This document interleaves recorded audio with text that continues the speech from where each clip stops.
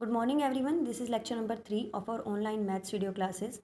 Students, you are already familiar with the Pythagoras theorem. आपने junior classes में Pythagoras theorem बहुत बार use की है. आज हम पाइथागोरस थ्योरम का प्रूफ करेंगे. देखिए, उससे पहले हम एक थ्योरम कर लेते हैं. Theorem number 6.7. If a perpendicular is drawn from the vertex of the right angle of a right triangle to the hypotenuse, then triangles on both sides of the perpendicular are similar to the whole triangle and to each other. आपके पास एक right triangle दिया गया है, right angle triangle. ये देखिए, यहीं से ले लेते हैं हम ए बी सी. ये राइट एंगल ट्रायंगल है. यहाँ पे इसमें बी पर 90 डिग्री का एंगल है. बी पर राइट एंगल है ये आपका, ठीक है. A B C right angle है, राइट एंगल एट बी. और बी से राइट एंगल से वाले वर्टेक्स से हमने एक परपेंडिकुलर ड्रॉ किया है हाइपोटेन्यूज पर. क्या बोला? If a perpendicular is drawn from the vertex of the right angle of right triangle. Right triangle के राइट एंगल के वर्टेक्स से एक परपेंडिकुलर ड्रॉ करेंगे टू द हाइपोटेन्यूज पर. Then triangle on both side of perpendicular के दोनों side पे जो ट्रायंगल बनेंगी ए बी डी और सी बी डी, ये दोनों छोटी ट्रायंगल जो बनी ए बी डी और ये आप डी बी सी, ये दोनों ट्रायंगल आपस में सिमिलर होंगी एंड सिमिलर होंगी टू द वोल ट्रायंगल. इस कंप्लीट ट्रायंगल के भी सिमिलर होंगी. ओके, जो आपका ए बी डी है और डी बी सी है ये आपस में भी सिमिलर होंगे, या फिर ए बी डी ये triangle A B C complete triangle के सिमिलर होगी. ऐसे ही डी बी सी ये भी कंप्लीट ट्रायंगल ये डी बी सी ट्रायंगल इस complete triangle A B C के सिमिलर होगी. ये देखिए, triangle A D B similar होगी ए सी बी के. ए डी बी ये ट्रायंगल सिमिलर होगी A B C complete triangle के. ट्रायंगल बी डी सी ये है आपका बी डी सी, ये ट्रायंगल भी सिमिलर होगा ए बी सी के.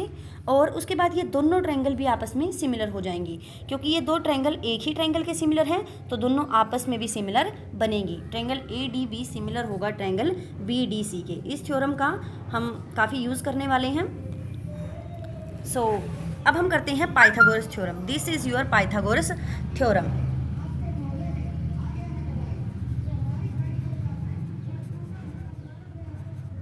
This is your Pythagoras theorem. आप इसको नोटबुक में भी राइट करेंगे. Theorem number 6.8 Pythagoras theorem is in a right triangle the square of the hypotenuse is equal to the sum of the square of other two side. किसी right triangle में hypotenuse का square equal होता है बाकी two sides के square के सम के equal. Okay, hypotenuse का स्क्वायर इक्वल होगा बाकी टू साइड्स के स्क्वायर के सम के इक्वल. यही होती है हमारी पाइथागोरस थ्योरम. सो देखिए, आपको गिवन क्या है. आप गिवन में क्या लिखोगे? We are given a right triangle A B C right angle at B. B पर राइट एंगल है, आपको ये राइट एंगल ट्रायंगल ऐसे ही बनानी है. ओके, नॉर्मली तो आप लोग राइट एंगल ट्रायंगल ऐसे बनाते हो, जस्ट उसको रोटेट करके ऐसे करके बढ़ाया गया है यहाँ पे. तो अब you need to prove that. आपको प्रूव क्या करना है? आपको प्रूव करना है, ये देखिए राइट एंगल है बी पर राइट एंगल है तो हाइपोटेन्यूज बनेगा ए सी. राइट एंगल के सामने हाइपोटेन्यूज होता है, तो this is your hypotenuse A C square equal होगा A B square plus B C square के. हमें यही प्रूव करना है. A C square is equal to A B square plus B C square. Now आप एक कंस्ट्रक्शन कर दीजिए. इसमें लिखा हुआ है लेट अस ड्रॉ. यहाँ से आप प्रूफ स्टार्ट कर लीजिए, कंस्ट्रक्शन लिख लीजिए, आपकी मर्जी है. ये लीजिए, हम प्रूफ ही लिख लेते हैं.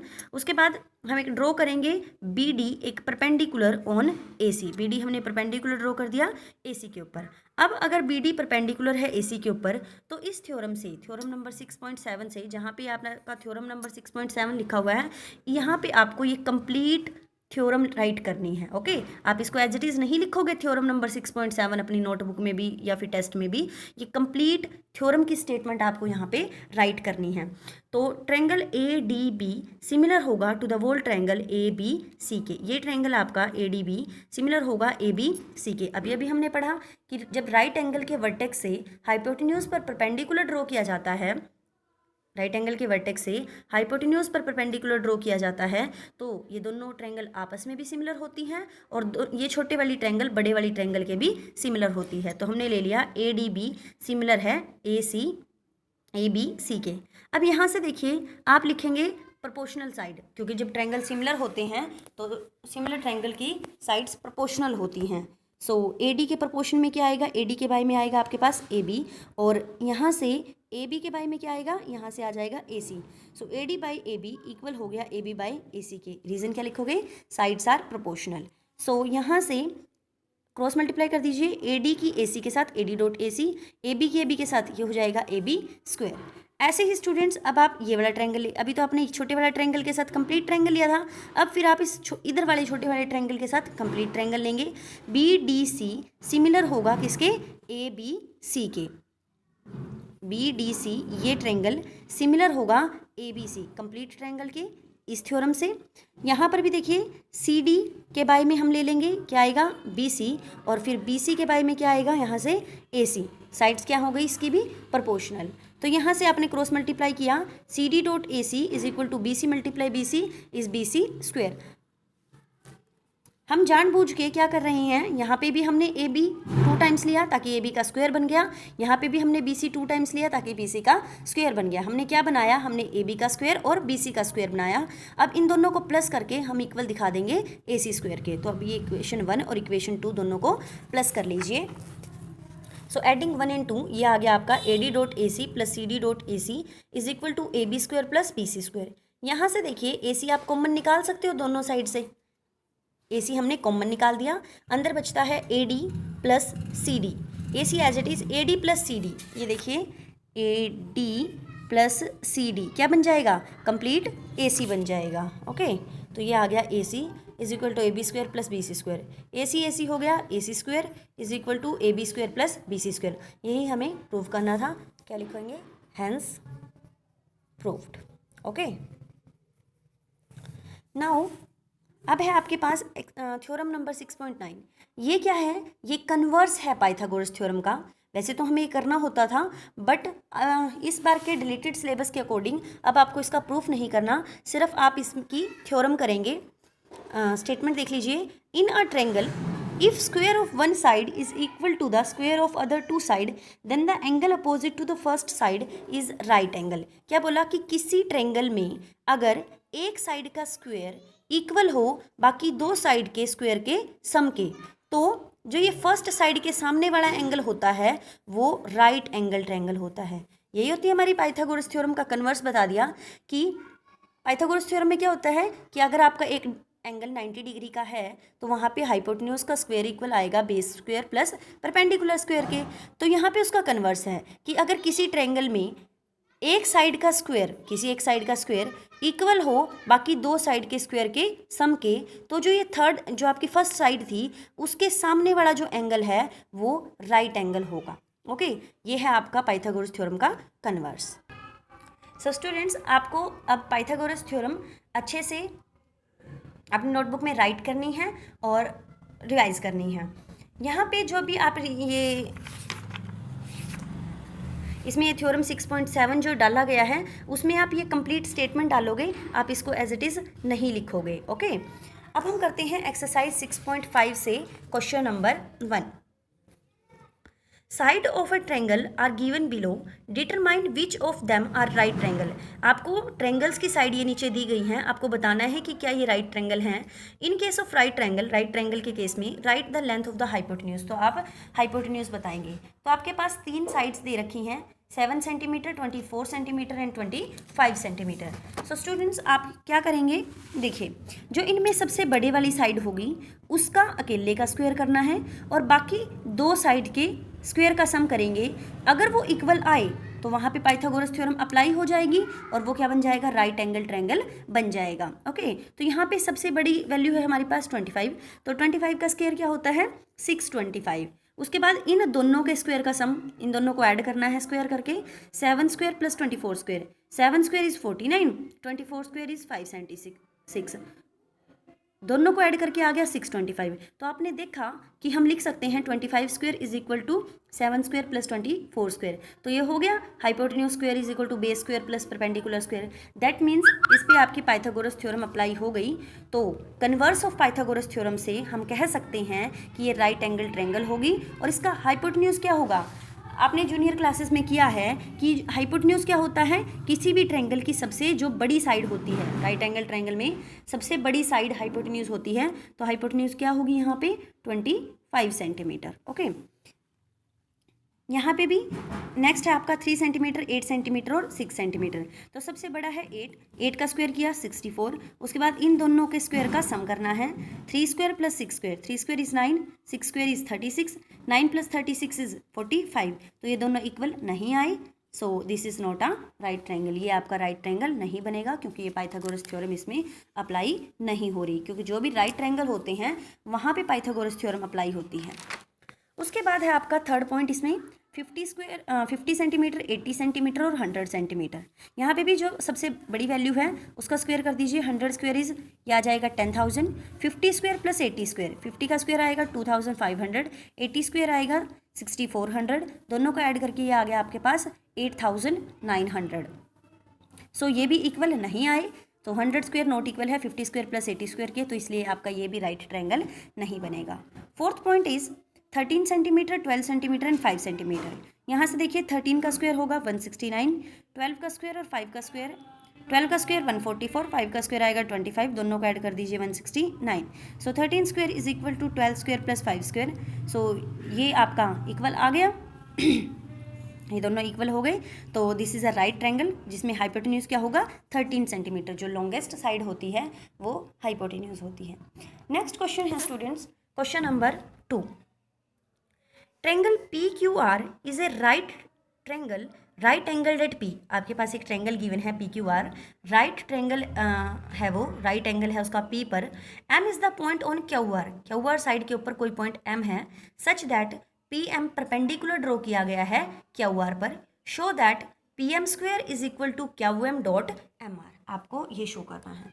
सो देखिए सबसे पहले हम फिगर देख लेते हैं।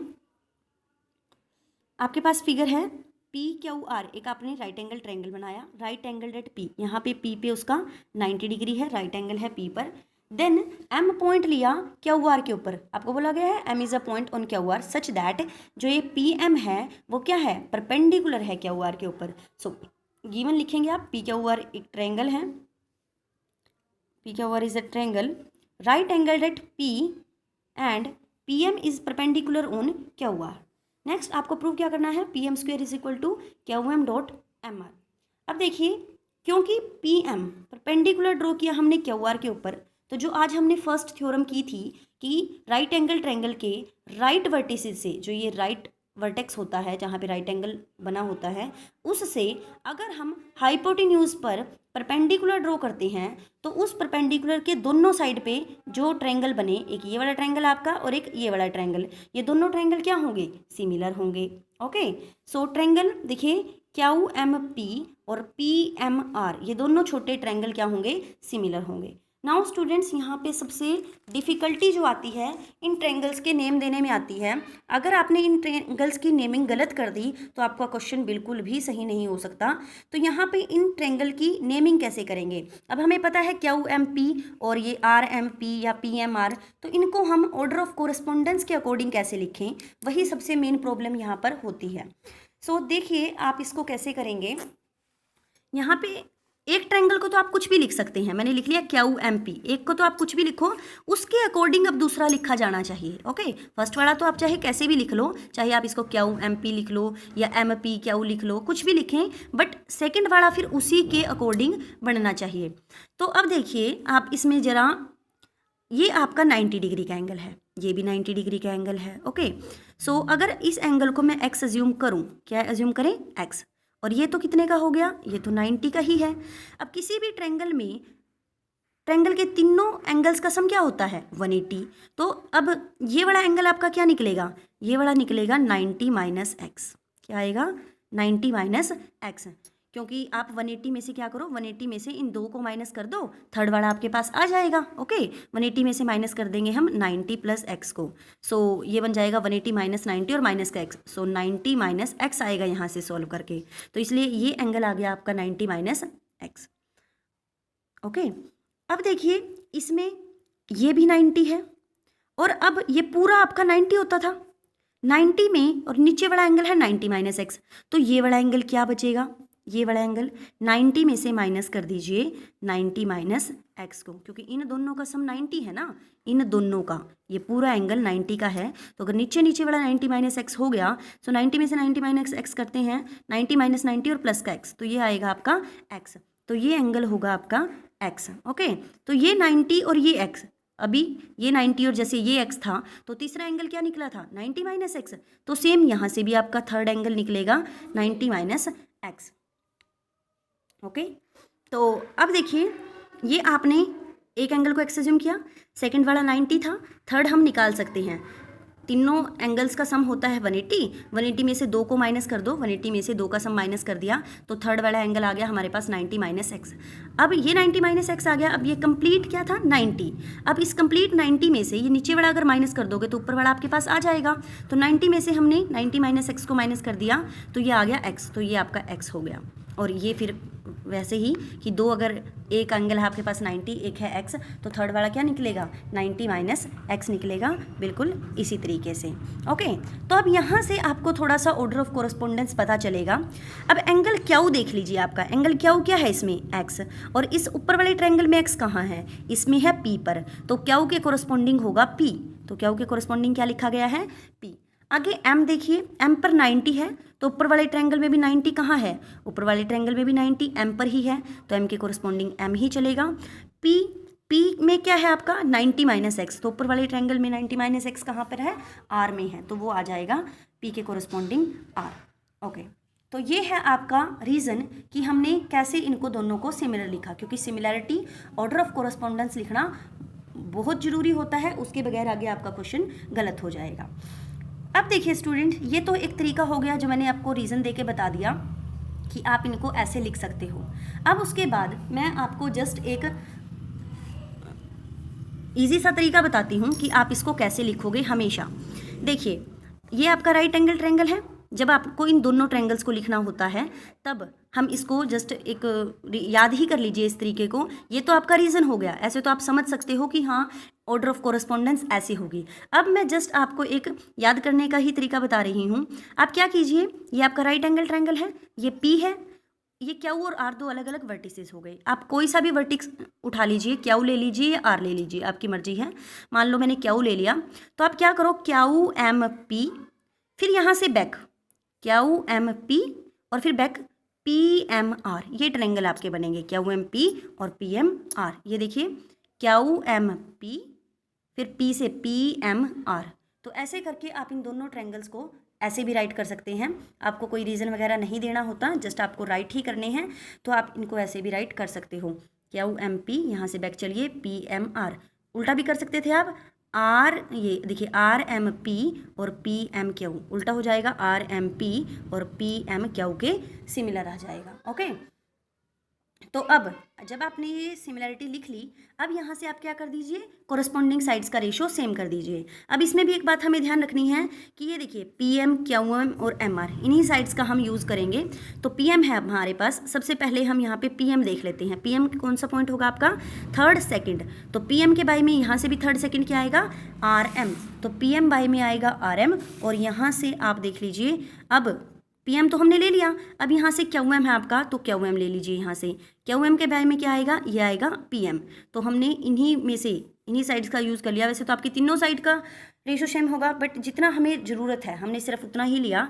मैंने लिया, पहले मुझे पी एम की नीड थी, तो पी एम के बाई में आ गया R M, and then Q M भी है आपका इस ट्रायंगल में, तो आप क्यू एम भी ले लो। क्यू एम के बाई में आएगा एम पी या पी एम। ओके, तो ये आ गया आपका P M upon R M is equal to Q M upon P M. यहाँ से क्रॉस मल्टीप्लाई कर दीजिए, पी एम की पी एम के साथ P M square equal to Q M dot R M. P M square is equal to Q M dot R M को आप लिख दीजिए एम आर। यही हमारा रिक्वायर्ड आंसर है। Okay student, that's all for today, have a nice day.